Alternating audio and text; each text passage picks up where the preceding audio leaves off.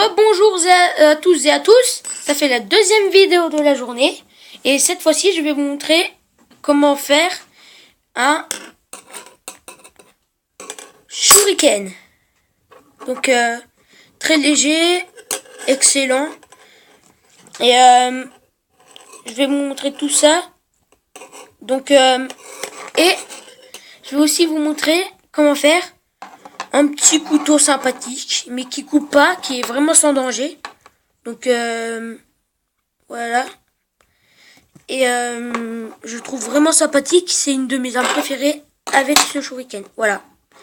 Donc je vais vous montrer maintenant comment faire. Donc vous prenez une pièce qui est en métal de meubles Ikea, je crois. Oui, il me semble. Et pour faire un canapé, pour normalement faire un canapé. Et en fait, c'est une pièce cylindrique, enfin de forme cylindrique, qui est plate mais qui fait comme ça, hop. Et après, ça fait comme un bâton de glace, et sur laquelle il y a deux trous. Voilà. Enfin, oui, de préférence. Et ensuite, vous prenez un bout de bois. Vous savez, il y a des bouts de bois qui sont très fragiles et il y a de la sève blanche toute molle, mais qu'on dirait de la mousse dedans. Vous prenez ce bout de bois et vous plantez la pièce Ikea dedans. Ensuite, ça va la faire tenir à peu près. Vous mettez du scotch autour pour que ça tienne bien. Après, moi j'ai mis de la glu au bout, parce que pour que ça tienne encore mieux. Bon, comme vous pouvez voir, je l'ai plutôt utilisé beaucoup. Bon, ça fait un peu noir sur l'écran, mais au fait, c'est bien. Et ça, c'est tout bien, ouais. Voilà. Et j'ai renforcé, au fait, dedans, j'ai mis, je sais pas si vous l'entendez, un petit bout de plastique noir, juste pour que ça fasse le bruit aussi. C'est sympathique, j'aime bien. Et vous mettez du scotch au bout, vous entourez le scotch, et vous mettez du scotch sur tout le manche au fait, pour que ça tienne bien. Après vous pouvez bien centrer, pour bien que ça bouge pas, mettre un tout petit bout de scotch. Oui, vous inquiétez pas, ça prend normalement pas énormément de scotch, hein. Et au fait, après, si vous voulez, vous pouvez faire comme moi pour que ça tienne encore mieux et que ça fasse plus joli, et que ça soit plus solide. Vous mettez du scotch, du gros scotch rouge tout le tour comme ça, voilà.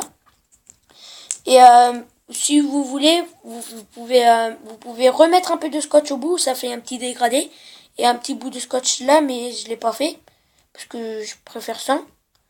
Et voilà, c'était tout pour ce couteau. Je le trouve très bien, et dites-moi dans les commentaires si vous l'appréciez. Et et dites-moi aussi dans les commentaires qu'est-ce que vous voudrez voir dans la prochaine vidéo. Et on passe maintenant au shuriken. Donc voilà le shuriken. Au fait, vous prenez une feuille, genre cette feuille-là. Si vous voulez être précis, vous dessinez d'abord la forme du shuriken que vous voulez avoir. Ou si vous êtes, s'il y a des enfants de, par exemple, 6-7 ans, demandez, ne le faites pas. Ne le faites pas, en fait. Ne le faites pas. Sinon, si vous êtes plus grand comme moi, par exemple, moi j'ai 12 ans, et si vous êtes un peu plus grand, vous demandez à vos parents de le faire, ou si vous êtes plus grand, vous pouvez le faire tout seul. Et au fait, vous prenez un gabarit, et vous dessinez les contours sur une plaque en métal de à peu près, je dirais 2 ou 3 millimètres. Et au fait, moi elle est en acier, juste vous pouvez prendre de l'aluminium mais renforcé.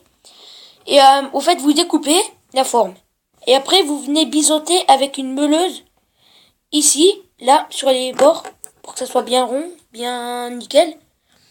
Après vous pouvez poncer tout au-dessus, sur les deux côtés.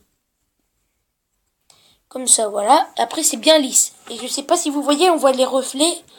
Et ça fait sur la caméra peut-être des effets de serrurier et tout ça, mais non.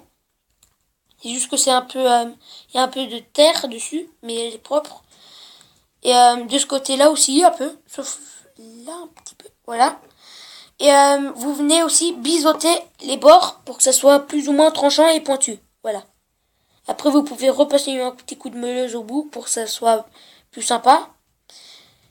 Et après, vous pouvez mettre ou pas de la peinture dessus. Et si vous voulez, vous pouvez venir aussi encore biseauter et enlever la peinture pour donner un effet encore plus tranchant. Sauf que ça ne le sera pas obligatoirement. Vous pouvez faire un trou après pour pouvoir mettre une ficelle dedans ou une décoration, un truc d'un genre. Voilà. Pour pouvoir la mettre autour de votre dos, par exemple. Et après, vous pouvez la planter dans une porte, dans du bois, dans tout matériel un peu.